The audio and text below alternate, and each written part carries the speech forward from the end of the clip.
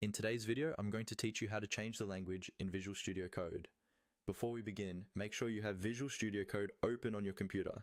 You can use either the desktop app or the browser-based version. The interface is almost the same, so these instructions will work in both. Let's start from the top menu bar in Visual Studio Code. Look towards the upper left corner of the window and find the menu labeled File. This is where you create new files, open existing ones, and access basic project options. Go ahead and click on File. If you don't see the menu bar, move your mouse to the very top of the window and it should appear.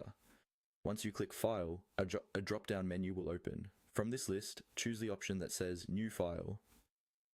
This tells Visual Studio Code that you want to start with a blank file. Click New File, and a new empty editor tab will open in the main area of the window. Right now, this file doesn't have a name or a language assigned to it. Visual Studio Code uses language modes to provide syntax highlighting, formatting, and other smart features depending on the language you're working with, like JavaScript, Python, HTML, or many others. To change the language for this new file, look towards the bottom right corner of the window. You should see a label there that typically says plain text when the language is not set yet. Click on that language indicator in the bottom right corner.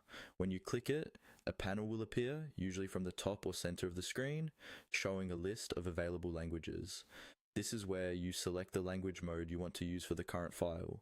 You can scroll through the list or start typing the name of the language you're looking for, like HTML, CSS, Python, or JavaScript.